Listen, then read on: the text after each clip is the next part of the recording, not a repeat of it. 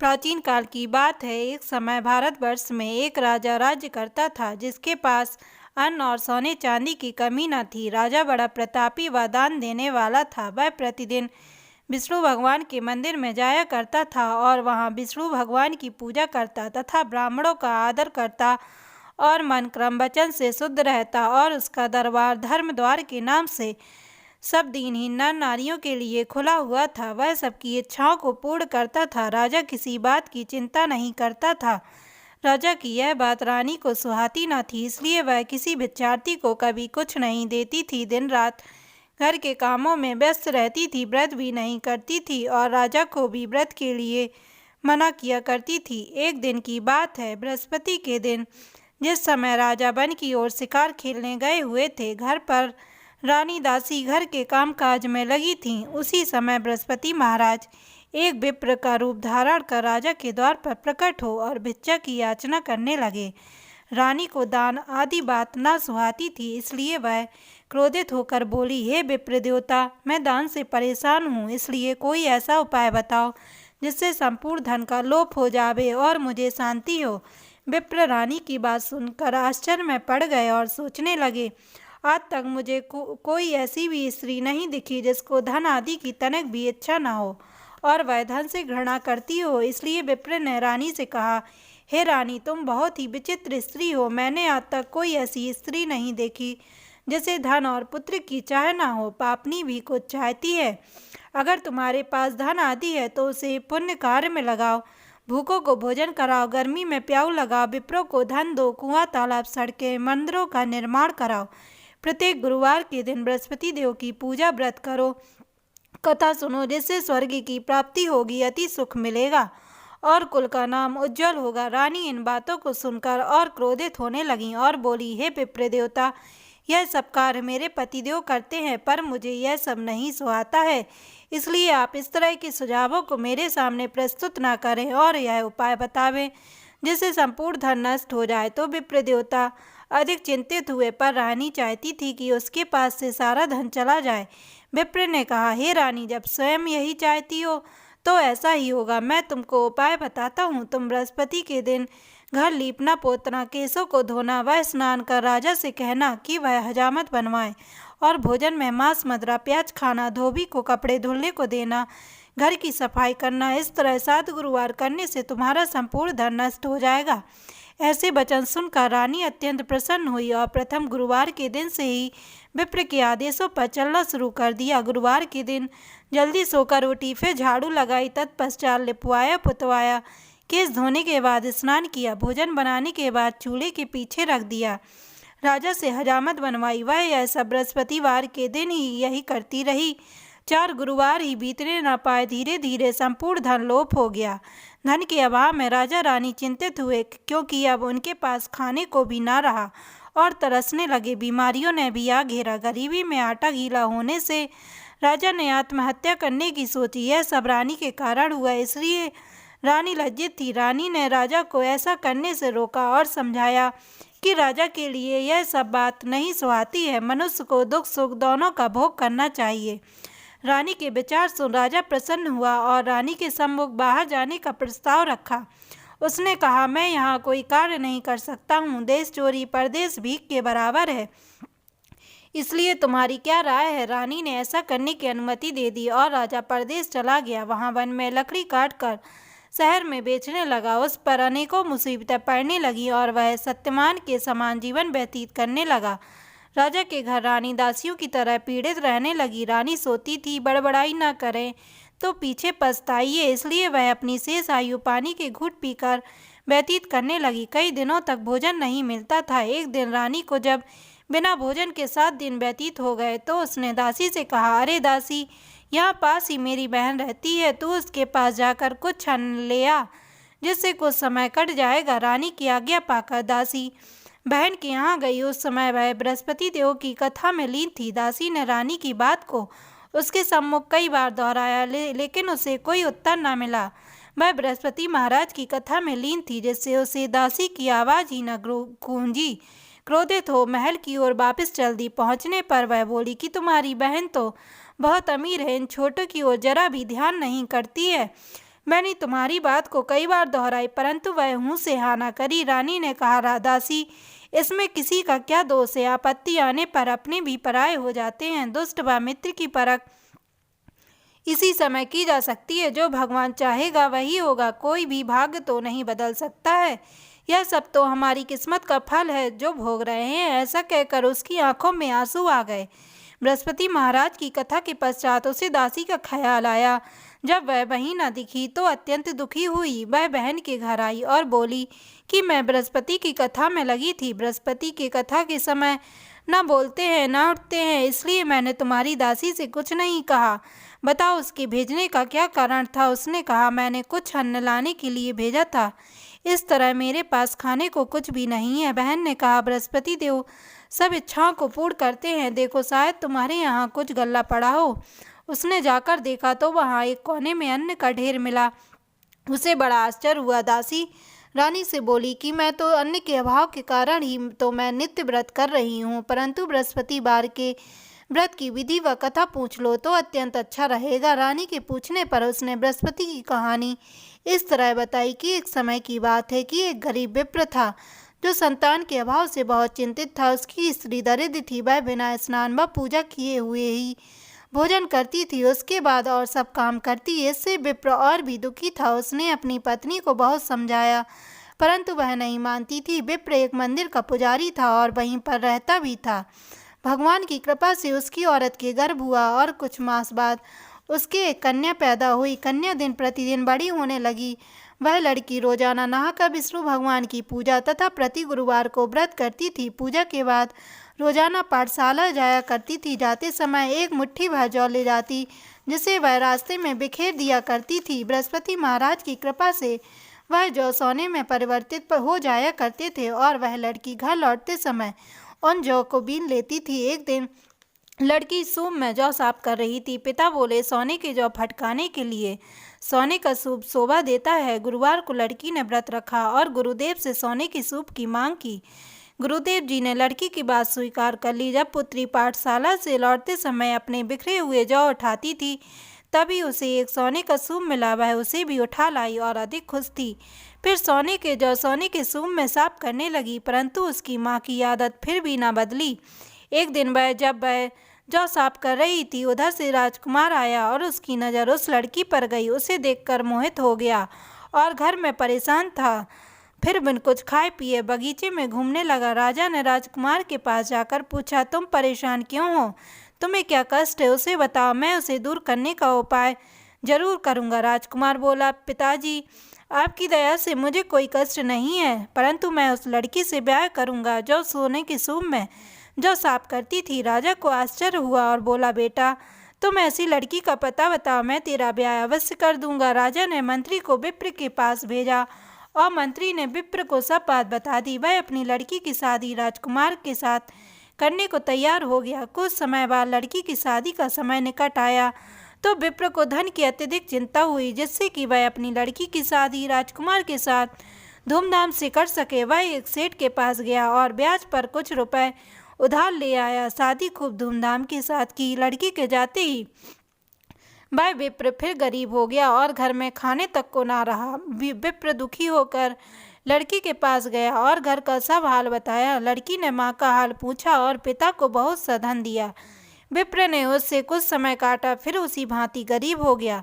विप्र फिर धन के लिए लड़की के पास गया, सब समाचार बताए। लड़की बोली, आप माता जी को यहाँ भेज दीजिए। विप्र लड़की के कहने के अनुसार अपनी औरत को लेकर वहाँ गया। पुत्री ने माँ को बहुत समझाया। बोली, तुम नित्य सवेरे सर्वप्रथम स्नान करो, फिर विष्णु भगवान की पूजा करो, तब फिर और काम करो जिससे तुमको कोई कमी नहीं रहेगी। माँ ने पुत्री की एक भी न मानी और सुबह उठकर जो जूठन मिला खाया करती थी। पुत्री के पूछने पर कह देती कि मैं तो खा चुकी। माँ की जिद पर क्रोधित हुआ करती थी। एक दिन उसने माँ को कोठरी में बंद कर दिया और सुबह खोला, स्नान कराया और विष्णु जी की पूजा कराई। तब माँ की बुद्धि ठीक हुई। तब से उसने बृहस्पति का व्रत रखना शुरू कर दिया जिससे उसे अत्यधिक धन की प्राप्ति हुई। विप्र ने अपने ऊपर शादी के लिए जो रुपया लिया था धीरे धीरे सब दे दिया परंतु मुनीम ने बेचारे विप्र का रुपया खाते में जमा नहीं किया। वह रुपया खुद हजम कर गया तो सेठ ने मुनीम से पूछा कि ब्राह्मण ने कितना रुपया तुम्हें वापस दिया है। तब मुनीम खाता देखने लगा और सेठ से बोला कि हे सेठ, उसने अभी तक हमें एक पाई भी नहीं चुकाई। यह सुन सेठ बड़ा क्रोधित हुआ और उस विप्र को बुलाकर बोला, तूने अभी तक एक पाई भी नहीं दिया है, इसका क्या कारण है? विप्र साहूकार से बोला, मैंने मुनीम को एक एक पाई चुका दी है, अब हमारे ऊपर आपका कोई उधार शेष नहीं है। साहूकार बोला, अगर तूने रुपया दे दिया होता तो मेरे खाते में जमा होता। रुपया किसके सामने दिया है, इसका कौन गवाह है? विप्र बोला, मेरा कोई भी गवाह नहीं है। मैं जिस ईश्वर की पूजा करता हूँ वह जगदीश मेरे गवाह है। सेठ ने क्रोधित हो विप्र को घर से निकाल दिया और बोला, शीघ्र ही रुपया चुका, नहीं नालिश कर दूंगा। विप्र ने कई मास बीतने पर रुपया नहीं दिया, क्योंकि वह सब दे चुका था। सेठ ने विप्र के ऊपर नालिश कर दी। जब वह राजा के सामने पेश किया गया तो सेठ ने कहा, मैंने इसको कर्ज में रुपया दिया था, इसने अभी तक मुझे कुछ नहीं लौटाया और कहता है कि मैंने आपकी रकम लौटा दी। अब कैसा रुपया? जब मुनीम से पूछा गया तो मुनीम बोला, अभी इसने कुछ नहीं लौटाया, खाते भी इसके गवाह हैं, इसने हमें अभी तक कुछ रुपया नहीं दिया। विप्र बोला, हे राजा, मैंने मुनीम को सारा रुपया दे दिया, इसके लिए हमारे जगदीश गवाह हैं। विप्र के बयान अनुसार जगदीश को 3 बार आवाज दी गई। बृहस्पति देव ने अपने भक्त पर मुसीबत और लगन देख वे स्वयं साधु के रूप में जगदीश के नाम पर तीसरी बार आवाज देने पर प्रकट हो गए। बोले, मैं जगदीश हूँ, मेरे सामने ही इसने सेठ को रुपये दिए हैं। वह खाते के पन्ने व नंबर भी बता दिया जिसमें विप्र के सब रुपया जमा हुए थे। बृहस्पति देव ने इतना बताया और लोप हो गए, सब आश्चर्य में पड़ गए। यह जगदीश कैसे, कहाँ से आए? सेठ और मुनीम अपना समूह लेकर वापस चले गए। विप्र मरने पर स्वर्ग को प्राप्त हुआ। उन्हीं ने बताया कि बृहस्पतिवार का व्रत रखने से मन चाहे फल मिलते हैं। उस दिन से रानी और दासी बृहस्पति की पूजा तथा व्रत करने का निश्चय किया। रानी और दासी ने गुरुवार के दिन व्रत रखा। दासी पड़ोस से चने की दाल और गुड़ मांग लाई, उसी से गुरुदेव महाराज का पूजन किया। खाने में पीले भोजन की जरूरत हुई, जिसके लिए रानी और दुखी हुई। गुरुदेव महाराज दोनों के प्रेम को देखकर बहुत खुश हुए और उनका कष्ट देखा न गया तो रानी के द्वार पर 2 थाल में पीले भोजन को लेकर प्रकट हो गए। दासी को दोनों थाल देते हुए गुरुदेव ने कहा, ये भोजन तुम्हारे और रानी के लिए है। इतना कहकर गुरुदेव महाराज लोप हो गए। दासी अत्यंत खुश हुई और उसने रानी से खाना खाने को कहा। रानी को यह बात मालूम न थी, इसलिए वह बोली, दासी क्यों मेरी हंसी उड़ा रही है? दासी ने कहा, मैं हंसी नहीं करती हूँ, अभी एक साधु 2 थालों में खाना दे गए हैं और दोनों को खाने के लिए कहा है। रानी और दासी पहले गुरुदेव को प्रणाम किया और फिर खाना खाया। उस दिन से उन दोनों ने हर गुरुवार के दिन गुरुवार का व्रत विष्णु भगवान की पूजा शुरू कर दिया। गुरुदेव महाराज अति खुश हुए और रानी तथा दासी पहले की भांति धनयुक्त हो गई। रानी ने फिर आलस करना शुरू कर दिया। दासी ने रानी से कहा, तुम पहले इसी प्रकार आलस्य किया करती थी, इसलिए धन का लोप हो गया था। अन्न के अभाव के कारण हमें बहुत से दुखों का सामना करना पड़ा और राजा का अभी तक कोई समाचार नहीं मिला, इसलिए अब इस धन को पुण्य कार्य में लगाओ, जैसे कुआं, तालाब, मंदिर, बगीचे, सड़क आदि बनवा, विप्रों को दान दो, गरीबों की इच्छाओं की संतुष्टि करो, गर्मियों में प्याऊ कुंवारी कन्याओं का विवाह करो, जिससे तुमको शांति मिलेगी और कुल नाम ऊंचा होगा, पितर खुश होंगे और राजा का भी पता लग जाएगा। रानी ने दासी के कथा अनुसार सब काम किए, जिससे उसको यश की प्राप्ति हुई। एक दिन रानी राजा के बारे में सोचकर रोने लगी। दासी के पूछने पर बताया कि पता नहीं राजा पर इस समय क्या मुसीबत पड़ रही होगी, उनका अभी तक कोई समाचार न मिला। तो फिर दासी ने रानी को समझाया और बोली, इस तरह रोने से कुछ ना होगा, तुमको गुरुदेव की पूजा करनी चाहिए, उन्हीं की कृपा से वे हमें मिल जाएंगे। दोनों ने मिलकर गुरुदेव महाराज से ऐसी प्रार्थना की। गुरुदेव ने राजा को रात्रि के समय दर्शन दिए और बोले कि राजा, तेरी रानी बहुत याद करती है, इसलिए तुझे रानी के पास अवश्य जाना चाहिए। राजा की आंख खुलने के बाद सोचना लगा कि औरत तो सोने और खाने में साथ दिया करती है, रानी मुझे क्यों याद करती है। राजा ने इस स्वप्न के पहले भी गुरुदेव जी के दर्शन एक साधु के रूप में हुआ था।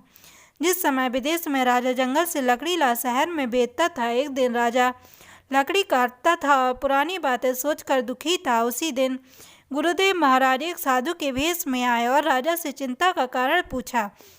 राजा के नेत्रों में आंसू आ गए। उसने धैर्य से साधु के चरणों में शीश नवाया और बोले, हे गुरुदेव, आप सब जानते हैं। राजा ने सारी बात बताई और बोला, साधु दयालु होते हैं, आप मुझ पर कृपा करें जिससे मेरे सब दुख दूर हो जाएं। साधु ने बताया, तेरी औरत ने गुरुदेव महाराज का अनादर किया जिससे तेरी यह दशा हुई। अब तुम चिंता न करो, भगवान पहले से ज़्यादा धन देंगे। तेरी औरत ने बृहस्पतिवार का व्रत रहना शुरू कर दिया। अब तुम्हें भी चाहिए कि तुम खुद व्रत रहो, गुरुदेव महाराज की पूजा विधि से करो जिससे कि भगवान तेरी सब इच्छाएं पूरी करेंगी। अब तुम चिंता न करो। राजा ने साधु को खुश देखकर बोला कि मेरे पास इतना धन भी नहीं है जो मैं रानी के समाचार जान सकूं। साधु ने राजा को बृहस्पति देव की कहानी सुनाई और लोप हो गया। राजा को गुरुवार के दिन दूना धन मिला जिससे उसने विष्णु की पूजा की, परंतु कथा को भूल गया। एक दिन उस नगर के राजा ने विशाल यज्ञ किया और नगर में यह सूचना दे दी कि कोई व्यक्ति अपने घर में चूल्हा न जलाए। सभी लोग राजा की आज्ञानुसार आज्ञा का पालन किया, परंतु उस बेचारे लकड़हारे को वहां पहुंचने में देर हो गई, इसलिए राजा उसे भोजन करा रहा था। रानी की निगाह उस स्थान पर पड़ी जहां उसने अपने जेवर रखे थे। वहां पर कुछ भी न दिखने पर रानी आश्चर्य में पड़ गई और लकड़हारे को चोर समझकर उसे जेल में बंद कर दिया। जेल खाने में लकड़हारे ने सोचा कि मैंने कौन सा पाप किया जिसके कारण नित्य नई मुसीबतें आती हैं। तब उसी साधु की याद आई जो जंगल में था।